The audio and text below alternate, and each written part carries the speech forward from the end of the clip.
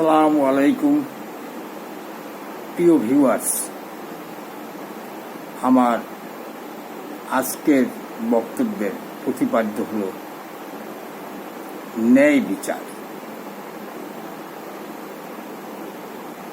বহুদিন যাবৎ আমাদের দেশে অনেক সরকার এলো গেল, সঠিক অর্থে অনেক ক্ষেত্রে ন্যায় বিচার বঞ্চিত হয়েছে। ন্যায় বিচার যে কিছু হয়নি তা নয়, আমাদের দেশে সেভাবে অনেক বিচার হয়েছে।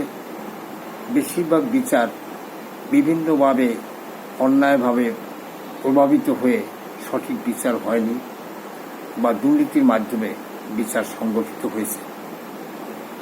আমাদের সেই জুলাই আন্দোলনের পরে আমরা চাচ্ছি এদেশের মানুষ একটি সুন্দর সুষ্ঠু ন্যায় বিচার চান, এবং এটা সম্ভব একটি গণতান্ত্রিক সরকার প্রতিষ্ঠিত হলেই তা সম্ভব।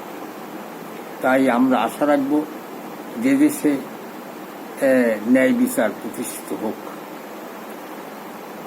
আমরা অনেক আগে অনেক গল্পে পড়েছি কাজীর বিচার। বিভিন্ন বাদশার আমলে বা খোলাফায়ে রাশিদিনের আমলেও এরকম কাজী সাহেবরা বিচার করতেন, ন্যায় বিচার করতেন।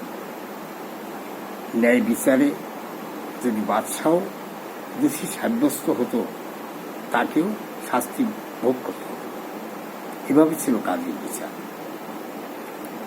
হারুনুর রশিদের আমলে অনেক সময় শুনেছি, গল্পে পেয়েছি, বিভিন্ন পর্যায়ে কাজী সাহেব অনেক বুদ্ধিমত্তার সাথে অনেক সূক্ষ্ম প্রমাণের মাধ্যমে বিচার করতেন।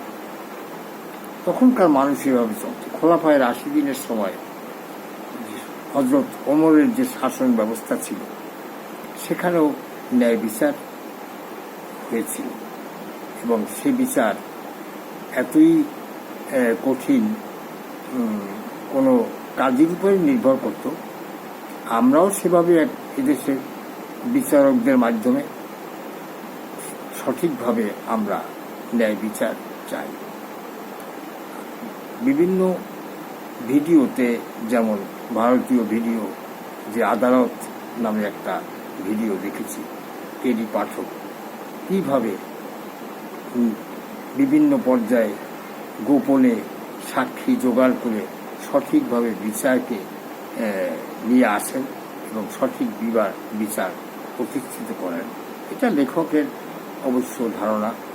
যাই হোক, আমরা এই দেশে সেভাবে যদি মানুষ ন্যায়ের শাসন পায়, তাহলে আর কোনো মানুষের আক্ষেপ থাকে না, এবং সর্বক্ষেত্রে একটা ন্যায় বিচার প্রতিষ্ঠিত হলে সাধারণ মানুষ আমরা সুখে থাকবো, শান্তিতে থাকবো।